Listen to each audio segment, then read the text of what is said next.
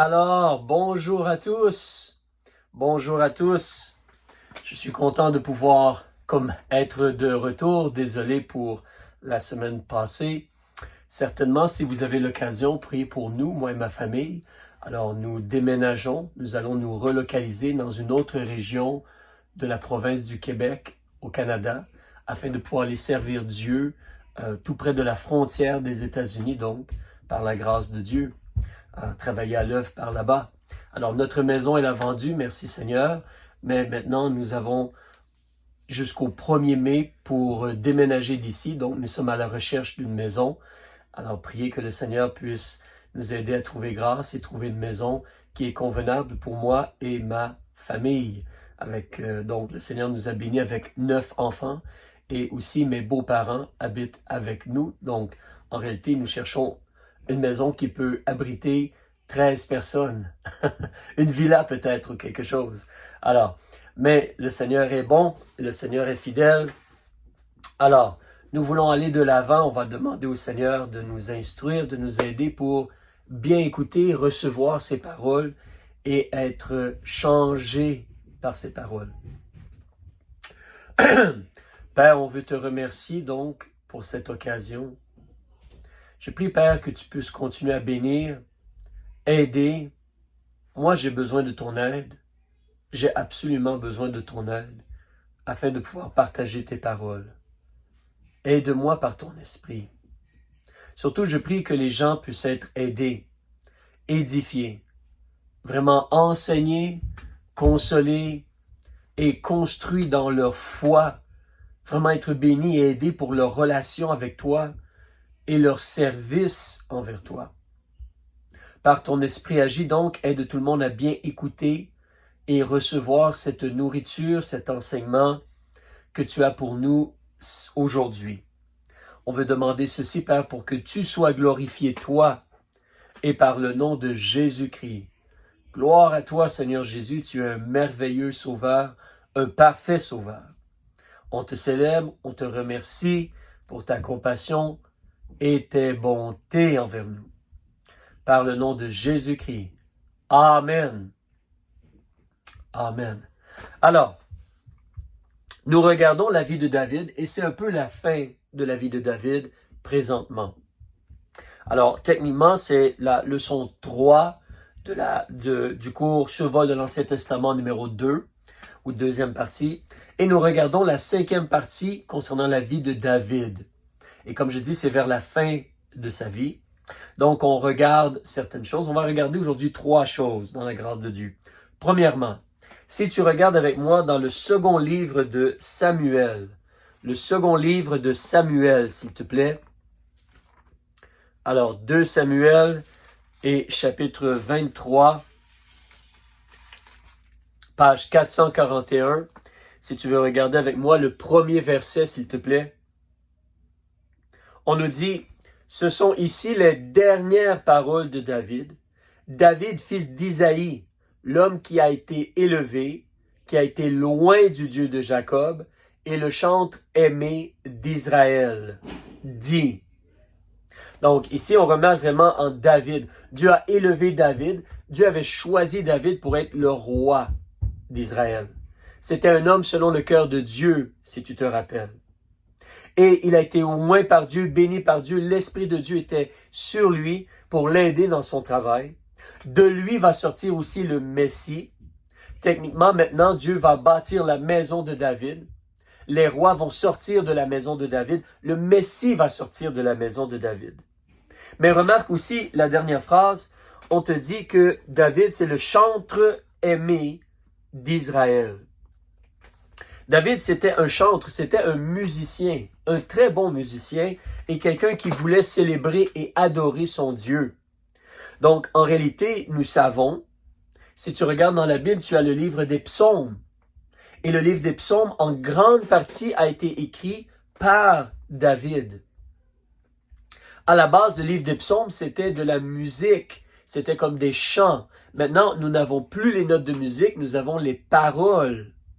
Certains gens, des fois, ajoutent de la musique et on peut chanter des psaumes. Mais les psaumes, c'est un livre merveilleux. Personnellement, je t'encourage, peut-être humblement, moi je t'encouragerais à lire un psaume comme à tous les 2 ou 3 jours. Il y a 150 psaumes, il y a 350 quelque chose jours, 356, je crois, 356 jours dans une année. Mais si tu prends justement à tous les 2 jours, à tous les 3 jours, tu lis un psaume, tu vas lire tout le livre des psaumes en une année. Et donc, ce livre-là, ces psaumes-là, c'est plein de choses pour t'encourager, pour t'aider concernant ta relation avec Dieu, les événements de la vie, les choses qui se passent dans ton âme, dans ton esprit, le fait d'apprendre à espérer en Dieu, de réaliser que Dieu t'aide, que Dieu se soucie de toi. Donc, prends le temps de lire le livre des psaumes. Peut-être pas, moi je recommanderais peut-être pas d'un seul coup, mais un peu à tous les jours, comme je dis. C'est un encouragement humble. Deuxième chose que tu veux réaliser, cependant, pas seulement David a écrit plusieurs psaumes, mais il a même fait des instruments de musique. Si tu regardes dans le livre des Chroniques, 1 Chronique chapitre 23, 1 Chronique chapitre 23, page 560, s'il te plaît. Page 560.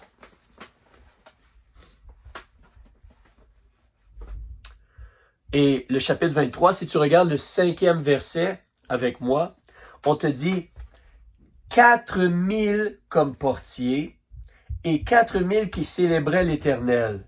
Regarde surtout l'autre phrase. Avec les instruments que j'ai faits, dit David, pour le célébrer. David, il a fait des instruments de musique. Il a comme inventé des instruments de musique. Il a fait construire. Il a fait des instruments de musique pour célébrer son Dieu. Aussi, David, il a débuté et organisé l'adoration de Dieu en rapport avec la maison de Dieu et les Lévites. Donc, nous savons en lisant l'Ancien Testament que même avec Moïse, si tu connais un peu les livres de Moïse, il y a eu des chants ou des cantiques dans les livres de Moïse. On voit cela, cantique de Moïse après une victoire. Lorsque Israël est passé à travers la mer Rouge, je crois Deutéronome chapitre 15, il y a un cantique de Dieu, de Moïse qui est là. Et donc, Israël chantait, il célébrait Dieu. Mais maintenant, avec David, on va organiser les choses concernant l'Arche de l'Alliance, le tabernacle, et Salomon va construire le temple, mais on va organiser donc le fait de célébrer Dieu, d'adorer Dieu et de louanger Dieu quotidiennement, régulièrement. Cela va faire partie maintenant, avec les sacrifices, de l'œuvre qui se passe dans le temple, dans le tabernacle. Si tu recules avec moi au chapitre 15 dans le livre des Chroniques, s'il te plaît, page 550. Si ta mémoire elle est bonne, si ta mémoire elle est bonne, tu te rappelles qu'on a vu ensemble comment David, lorsqu'il a débuté son règne, il a amené l'arche de l'Alliance, il l'a fait venir comme vers Jérusalem et ils l'ont déplacé. Puis là, David avait construit une temple. Après cela, David avait parlé de construire un tabernacle ou, excusez-moi, une maison ou un temple. Et Dieu a dit, ce ne sera pas toi, plutôt ton fils. Mais même lorsqu'ils ont déplacé l'arche de l'Alliance, au chapitre 15, justement dans ta Bible, il y a comme un titre écrit, ça dit « L'arche transportée solennellement à Jérusalem ». Mais au chapitre 15 ici, si tu regardes avec moi au verset 16, David, il a dit aux chefs de Lévites de disposer leurs frères les chantres avec des instruments de musique, des lyres, des harpes et des cymbales qu'il ferait retentir de son éclatant en signe de réjouissance. Les Lévites disposèrent donc Éman, fils de Joël, et d'entre ses frères Asaph, fils de Bérékia, et des enfants de Mérari, leur frère Étan, fils de Cushaja. Petite note en passant, certains des psaumes qui ne sont pas écrits par David, justement, des fois sont écrits par Asaph ou ses enfants, par Étan ou ses enfants-là, par Éman. Alors, ces gens-là, donc, eux et leur famille, étaient les gens qui s'occupaient de la musique dans le tabernacle, dans le temple. Donc, si tu regardes ensuite au chapitre 16, tu tournes ta page et tu regardes à partir du verset 4, On te parle de ce que David a fait encore. Et il, comme David, établit des Lévites devant l'arche de l'Éternel pour faire le service, pour célébrer, pour louer et pour magnifier l'Éternel, Dieu d'Israël. Asaph le chef, Zacharie le second après lui, Jéhiel, Shemiramoth, Jéhiel, Matithia, Eliab, Benaja, Obed-Édom et Jéhiel, avec des instruments de musique, des lyres et des harpes, et Asaph faisait retentir les cymbales. Benaja et Jacaziel, sacrificateurs, étaient continuellement avec des trompettes devant l'arche de l'alliance de Dieu. Ce jour-là, pour la première fois, David chargea Asaph et ses frères de célébrer l'Éternel comme suit. Donc David a instauré, a établi le fait que on va pas seulement offrir les sacrifices, mais on va adorer Dieu parce qu'il en est digne. Il est digne d'être célébré, d'être louangé, d'être magnifié par nos voix, avec nos instruments, de notre cœur. Il est digne. Donc David a établi cela. En réalité, si tu continues à lire au chapitre 16, regarde au verset 37, maintenant au verset 37. Puis David laissa là, devant l'arche de l'alliance de l'Éternel, Asaph et ses frères, pour faire continuellement le service devant l'arche, chaque chose en son jour. Donc, il a demandé de faire cela. Et si je continue au verset justement 40, pour offrir continuellement des holocaustes à l'Éternel sur l'autel des holocaustes, le matin et le soir, et selon tout ce qui est écrit dans la loi de l'Éternel, qu'il a prescrite à Israël. Il faisait les holocaustes, les sacrifices.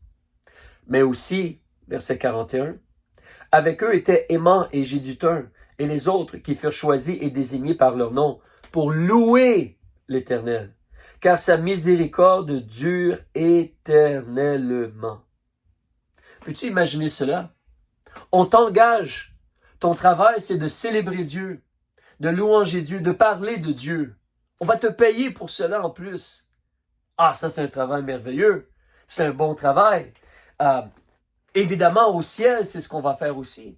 On va célébrer et adorer Dieu comme pour l'éternité et le servir. Alors, je continue au verset 42. Héman et Jéduthun étaient avec eux, avec des trompettes et des cymbales pour ceux qui les faisaient retentir, et des instruments pour les cantiques de Dieu. Les fils de Jéduthun étaient portiers. Puis là, tout le peuple, après cela, est retourné en sa maison, et David aussi est retourné en sa maison. Mais tu peux voir cela. Avance aussi avec moi dans 1 Chronique, chapitre 23. C'était très élaboré, l'organisation et l'adoration et le service, et c'était très professionnel. Vraiment très bien organisé. Chapitre 23, verset 1. David étant vieux et rassasié de jours, établit Salomon, son fils, roi sur Israël. Et Salomon va construire le temple. Mais après cela, donc, David, il a assemblé tous les chefs d'Israël, les sacrificateurs et les Lévites. On a fait le dénombrement des Lévites depuis l'âge de 30 ans et au-dessus, et leur nombre fut par tête, par homme de 38 000. Il y en eut d'entre eux 24 000 pour vaquer ou s'appliquer à l'œuvre de la maison de l'Éternel, et 6 000 comme scribes et juges, 4 000 comme portiers, pour ouvrir les portes de la maison de Dieu, et les portes de l'enceinte de la maison de Dieu, le parvis autour, là, et 4 000 qui célébraient l'Éternel avec les instruments que j'ai faits, dit David, pour le célébrer. Et là, tu vois, au verset 6, qu'on a tout divisé en classes. Et regarde juste de l'autre côté de la page, si tu me permets, ou l'autre page plutôt, si tu tournes ta page, chapitre 25. 1 Chronique, chapitre 25, s'il te plaît. Et regarde avec moi donc, si tu veux, regarde au verset 1. David et les chefs de l'armée mirent à part pour le service ceux des fils d'Asaph, d'Héman et de Jéduthun, qui prophétisaient avec des harpes, des lyres et des cymbales. et voici le nombre des hommes employés pour le service qu'ils devaient faire. Il faut bien se rappeler que prophétiser se rapporte à deux choses. Si tu lis l'Ancien Testament, tu vois que les prophètes, ils avaient comme un ministère double. Oui, des fois, les prophètes révélaient des choses à venir. Des fois, les prophètes rappelaient aux gens les paroles de Dieu. Donc ici, c'est peut-être plus dans cette réalité-là. Ces gens-là chantaient pour parler de Dieu, pour rappeler rappeler aux gens, aux Israélites, le Dieu qu'ils avaient et les promesses de Dieu et ce que Dieu demandait d'eux. Donc, et si tu continues, regarde au verset 6, tous ceux-là étaient sous la direction de leur Père, au pluriel, pour le chant de la maison de l'Éternel, avec des cymbales, des lyres et des harpes, pour le service de la maison de Dieu. Asaph, Jéduthun et Aman étaient sous la direction du roi. Leur nombre avec leurs frères exerçaient à chanter. Donc, chanter à l'Éternel. Tous les hommes habiles étaient de 288. Donc, c'est des gens qui étaient vraiment habiles, appliqués. On étudiait, on travaillait, on essayait de s'améliorer, on s'exerçait, on voulait bien chanter et bien adorer Dieu avec les instruments de musique aussi et tout cela. Donc, ce qu'on fait dans nos églises, en réalité, David a débuté des choses comme cela en rapport avec l'adoration dans le temple de Dieu, dans le tabernacle aussi auparavant, de vraiment célébrer Dieu et adorer Dieu. Tu sais, c'est pour ça, Jésus, quand il était sur la terre, dans l'évangile de Jean, au chapitre 4 et verset 24, il va parler que nous adorons Dieu en esprit et en vérité. Alors, selon les vérités de Dieu, nous célébrons, nous louangeons Dieu et de la bonne façon, parce que Dieu, il est saint. Dieu, il est lumière et parfait. Donc, on adore Dieu et on célèbre Dieu avec de la musique sainte pour sa gloire, évidemment. Alors, ça, c'est la première chose qu'on voulait voir présentement. Deuxième chose, un petit instant, s'il te plaît.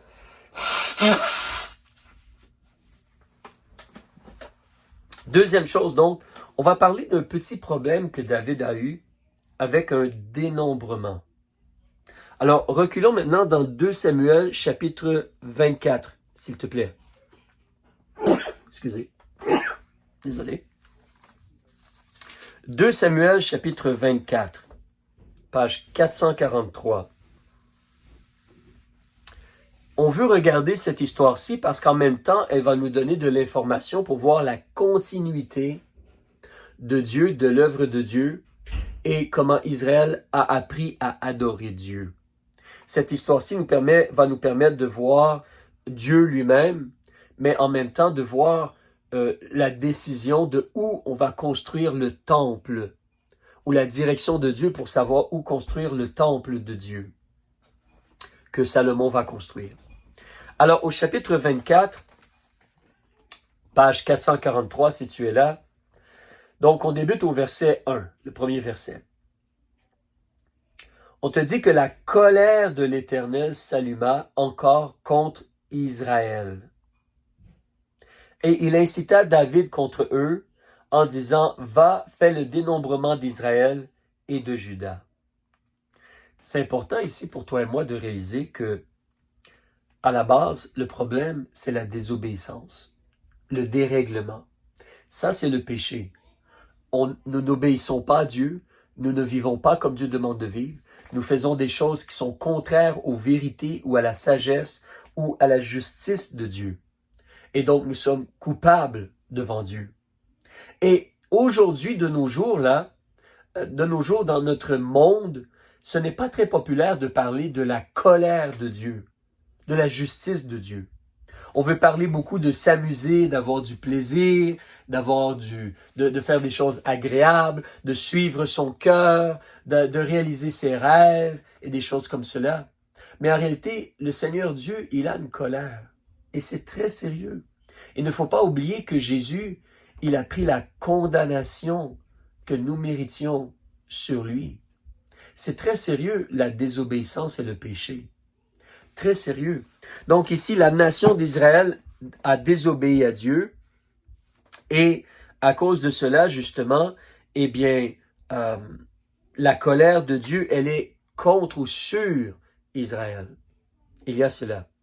Il faut se rappeler, nous savons par le Nouveau Testament, dans l'Épître de Paul aux Romains, au chapitre 6, verset 23, on nous dit que le salaire du péché, ce que nous allons recevoir pour notre désobéissance, le salaire du péché, c'est la mort.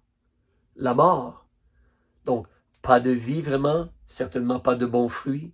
Donc, le péché va détruire nos vies. Le péché va amener le jugement et la colère de Dieu. Dieu, il est patient, mais le péché va apporter le jugement et comme la destruction, la mort. C'est vraiment important pour toi et moi de faire attention à la désobéissance, au péché. Et on peut voir aussi, il nous faut maintenant comparer. Donc, garde ton doigt là et avance en 1 Chroniques, chapitre 21. La même histoire revient avec quelques petites différences. Ce qu'on voit selon 1 Chroniques, le premier livre des Chroniques, au chapitre 21, on nous dit, dans le premier verset du 21e chapitre, à la page 557, on nous dit que Satan s'est élevé contre Israël et incita David à faire le dénombrement d'Israël. Lorsqu'on lit ceci, on peut se questionner un peu. Mais lorsqu'on compare les deux ensemble, et lorsqu'on réalise aussi ce que la parole de Dieu nous présente, nous voyons que Dieu règne. Mais Dieu ne tente pas les gens. Et Dieu ne mène pas les gens vers le péché. Mais certainement le diable va nous tenter. Et dans la réalité des choses, le diable ne peut rien faire si Dieu ne lui donne la permission de le faire. Il y a un livre dans la Bible qui s'appelle le livre de Job. Et nous ne l'avons pas vraiment regardé ensemble en détail, mais dans le livre de Job, après ou juste avant le livre des psaumes, tu vois l'histoire d'un homme qui fait le bien et Dieu le diable se présente devant Dieu et Dieu qui va parler au diable en disant « Regarde mon serviteur, Job, il est fidèle, il est intègre, il est droit. » Donc c'est Dieu qui débute la conversation. Et le diable argumente en disant « C'est parce que tu le bénis qu'il t'obéit. » Donc enlève la clôture, arrête de le bénir, puis tu vas voir, il va te maudire. Et Dieu permet au diable de faire des choses. Mais Job ne maudit pas Dieu. Ici, tu avais un exemple, donc, comme ici tu peux voir. Alors, l'Éternel règne, il a permis à Satan d'agir. Évidemment, Israël est en train de faire le mal. Donc, Dieu permet à Satan d'agir et David, donc, est incité à faire un dénombrement. Tu sais, c'est comme dans la Bible, quand ça nous dit concernant la prière Notre Père, là, on va dire dans l'Évangile de Matthieu, ne nous induis point en tentation. Alors, on demande au Seigneur d'être miséricordieux et de nous aider à résister aux mensonges et au mal et au péché, le diable qui essaie de nous induire, de nous tenter, de nous séduire, de nous inciter vers le mal. Alors, mais si tu reviens dans Samuel, donc, au chapitre 24 avec moi, alors David demande à Joab, le chef de l'armée, et les gens de faire le dénombrement. Ils partent, ils vont faire le dénombrement.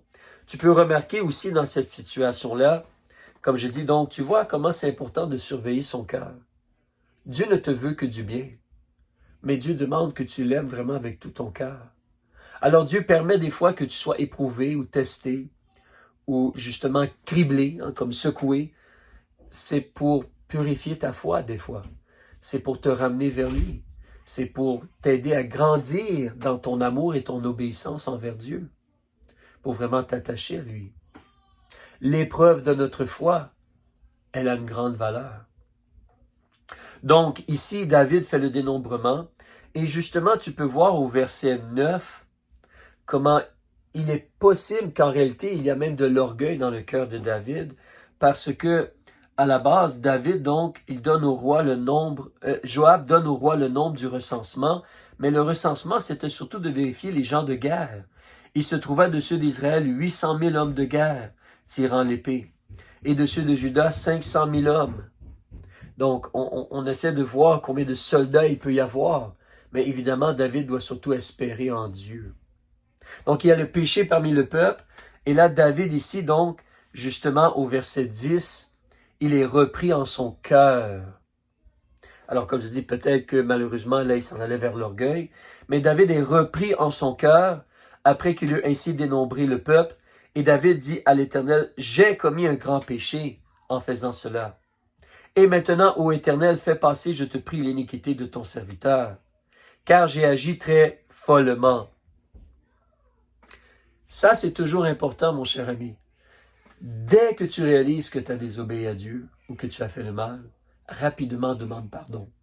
Abaisse-toi, confesse ton péché à Dieu, mets-toi en règle avec Dieu. Rapidement, fais cela. Même à tous les jours, demande à Dieu de sonder ton cœur.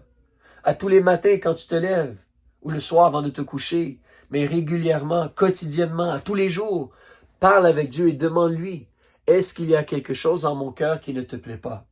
Est-ce qu'il y a des actions que je fais qui ne te plaisent pas? Ou des pensées? Est-ce que j'ai de l'amertume dans mon cœur? L'amertume, c'est très dangereux. Est-ce que j'ai de l'orgueil dans mon cœur? L'orgueil, c'est très dangereux. Donc, demande à Dieu de sonder ton cœur. Et fais attention, confesse, délaisse tout ce qui ne plaît pas à Dieu. Ce que l'Esprit de Dieu te montre qui est mauvais, rejette-le. Alors David, ensuite, ici, ce qui se produit, c'est que Dieu envoie un prophète. Tu peux voir justement au verset 11. Quand David se leva le matin, la parole de l'Éternel fut adressée au prophète Gad. Verset 12. Va et dis à David, ainsi a dit l'Éternel, j'ai 3 choses à te proposer. Verset 13. Gad est allé vers David et lui a fait savoir. Que veux-tu qu'il t'arrive?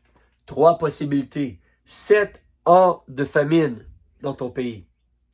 Ou que durant 3 mois, tu fuis devant tes ennemis et qu'ils te poursuivent. Ou que pendant 3 jours, la mortalité soit dans ton pays. Maintenant, consulte et vois ce que je dois répondre à celui qui m'a envoyé.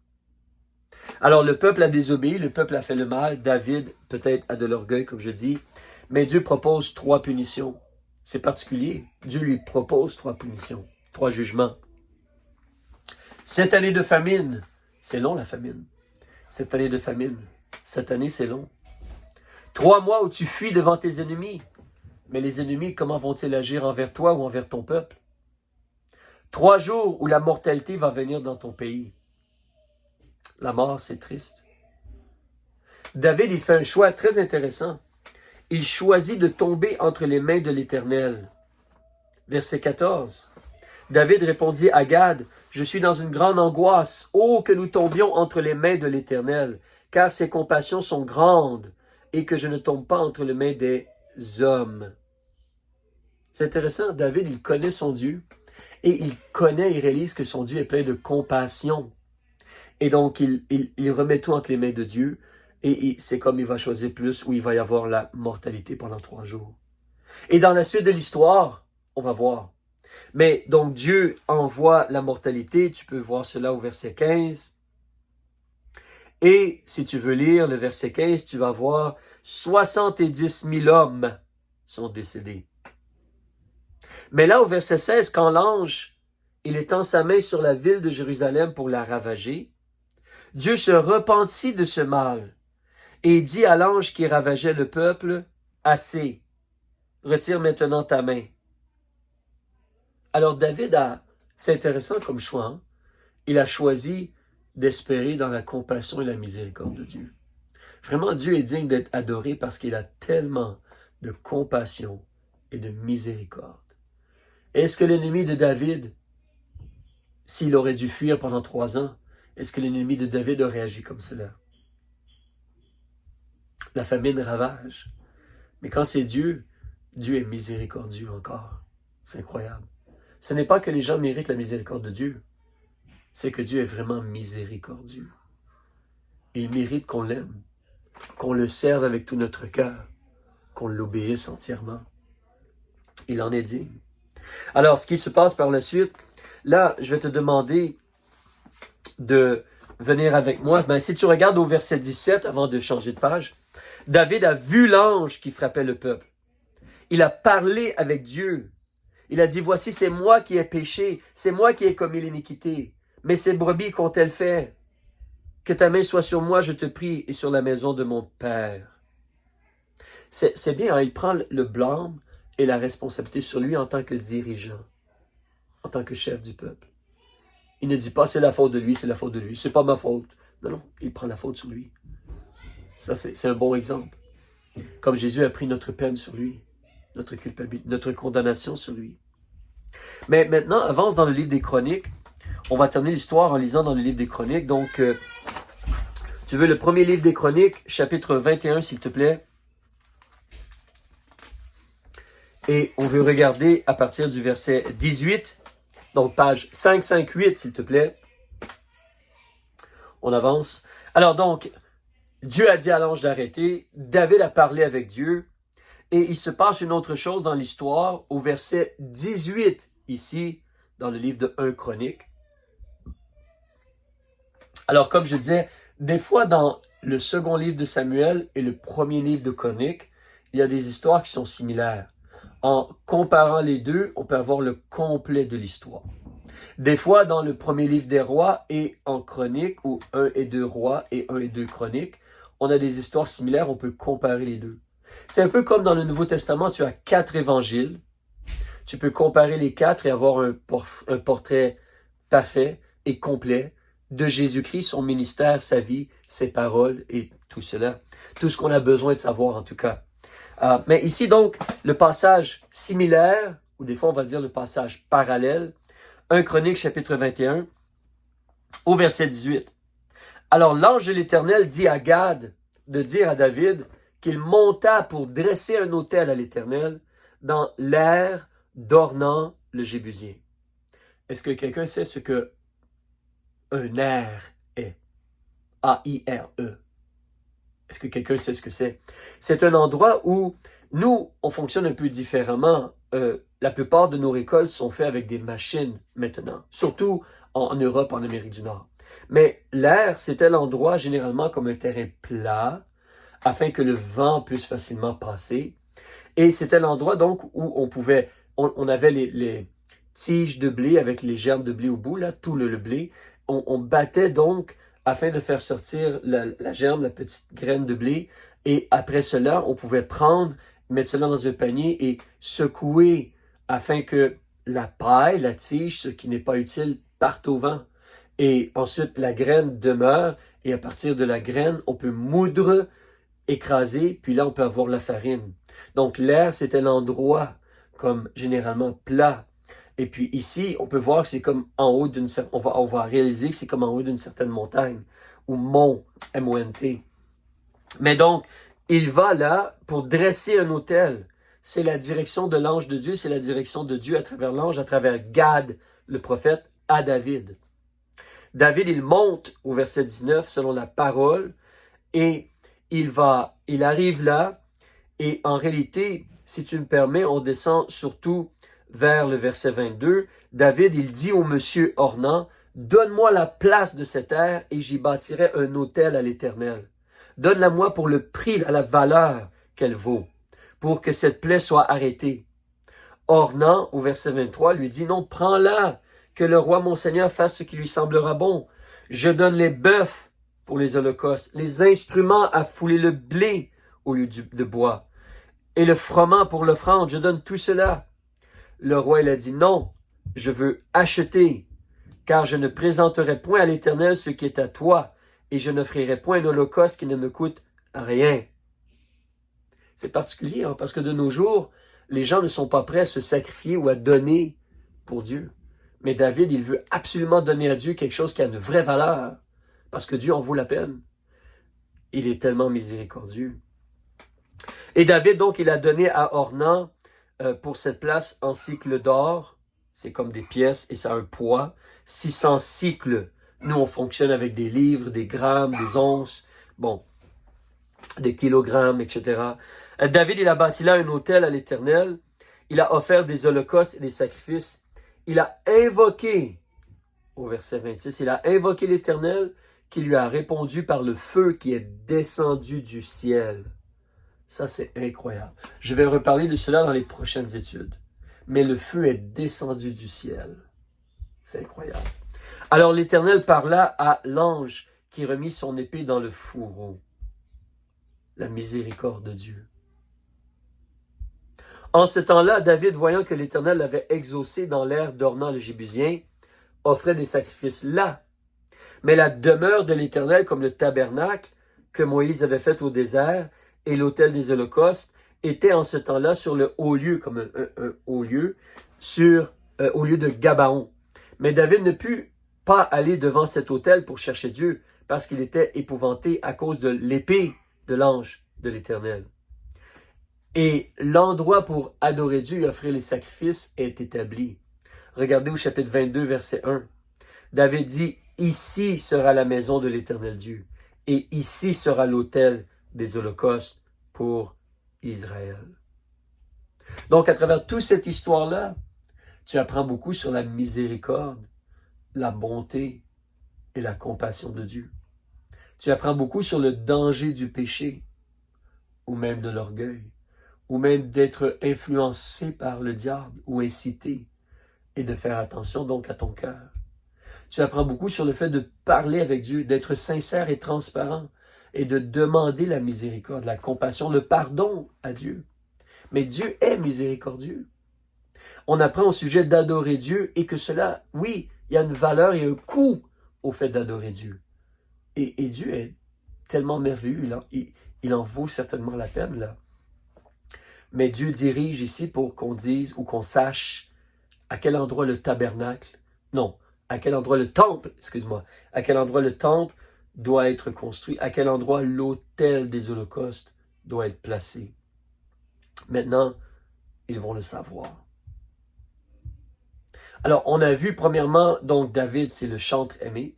On a vu ici un problème de dénombrement, mais Dieu dirige et Dieu est miséricordieux et Dieu fait connaître au sujet de cela. Une dernière chose peut-être que je pensais partager rapidement, c'est n'oublie pas de voir comment David, c'est quelqu'un qui cherche la face de Dieu. C'est quelqu'un qui cherche vraiment la face de Dieu. Alors, en réalité, quand tu regardes dans la parole de Dieu, on veut garder en tête cette importance-là. Vraiment, nous, en tant qu'enfants de Dieu, c'est important de prendre le temps de chercher la face de Dieu et de vouloir connaître Dieu. Vouloir connaître Dieu. Quand tu regardes dans l'Ancien Testament, il y a quelque chose qui s'appelle l'Urim et le Thummim. Regarde avec moi dans Exode chapitre 28. Et là, je dois faire un peu rapidement parce que le temps s'écoule. Exode chapitre 28. Et je regarde au verset 30. Tu pourras le lire par la suite. Je vais le lire rapidement. On te parle de mettre ou placer sur le pectoral, ce qu'il y a sur le vêtement d'Aaron, mais devant sa poitrine, l'Urim et le Thummim, et ils seront sur le cœur d'Aaron, quand il entrera devant l'Éternel, et Aaron portera le jugement des enfants d'Israël sur son cœur devant l'Éternel. L'Urim et le Thummim. Le mot Urim voudrait dire supposément lumière au pluriel. Thummim parle de perfection au pluriel. C'était quelque chose que le sacrificateur avait qui pouvait être utilisé pour connaître la volonté de Dieu dans les choses de la vie. Si tu regardes dans Nombre chapitre 27,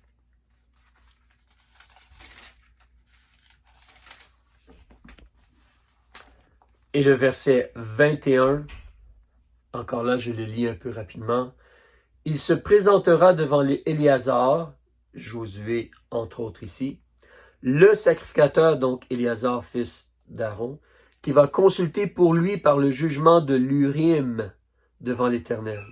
Et sur le commandement, ils sortiront, et sur son commandement, ils entreront, lui et tous les enfants d'Israël avec lui, et toute l'assemblée. Si tu regardes maintenant dans 1 Samuel chapitre 23, ce qu'on a déjà vu, puis on va conclure ici. 1 Samuel chapitre 23, moi je vais lire à partir du verset 6, pour l'instant si tu m'écoutes. C'est l'histoire où David, il est dans une ville, il va aller libérer la ville de Kaïla, Puis là, il est dans la ville de Keïla. Mais on te dit justement que David, David donc, sachant que Saül machinait contre lui pour le perdre, dit au sacrificateur Abiathar, apporte l'éphod comme le vêtement. Et David, il consulte Dieu pour savoir quoi faire, au verset 10. Le temps me manquerait pour te donner plein d'autres exemples, mais on en a parlé dans le passé, et si tu as lu dans l'Ancien Testament, comme je suggérais, David consultait Dieu régulièrement. Que ce soit par l'éphod, que ce soit dans la prière, il consultait Dieu. C'est vraiment essentiel pour toi et moi de parler avec Dieu, de consulter Dieu, d'apprendre à chercher la face de Dieu. Et il faut réaliser, évidemment, on n'a plus l'Urim et le Thummim, on n'a plus des sacrificateurs. Tous les enfants de Dieu sont des sacrificateurs. Au point où nous en sommes rendus présentement, c'est que Dieu nous a donné toutes ses paroles. Donc, nous avons les paroles complètes de Dieu et la sagesse des principes de Dieu tels qu'écrites dans sa parole. On a cela pour nous mener, nous diriger, nous conduire. Donc, en plus, on a l'Esprit de Dieu qui habite en nous pour nous aider à comprendre la parole et ses vérités, ses principes, pour ensuite les appliquer. L'Esprit ensuite veut nous aider à les appliquer dans notre vie. Et on a aussi des pasteurs, des hommes de Dieu qui ont l'Esprit de Dieu pour nous aider à comprendre les paroles de Dieu. Mais au point où nous en sommes, nous prions, nous demandons à Dieu et nous demandons son aide pour mettre en pratique ses enseignements afin de vivre comme un disciple de Jésus-Christ. Et dans les moments où on doit prendre des décisions, on regarde les principes de Dieu pour être guidé par ces principes. Et on demande sa sagesse et sa direction pour nous aider dans notre vie. Mais n'oublie pas, donc comme David, cherche la face de Dieu. Fais attention au péché, là. Adore Dieu et sers-le avec tout ton cœur, comme il te l'a enseigné dans sa parole. N'oublie pas, Dieu est tellement compatissant et miséricordieux. Alors, que le Seigneur vous bénisse, Dieu voulant, on se reparle la prochaine fois. Sinon, on se reparle au ciel. C'est bien. Au revoir.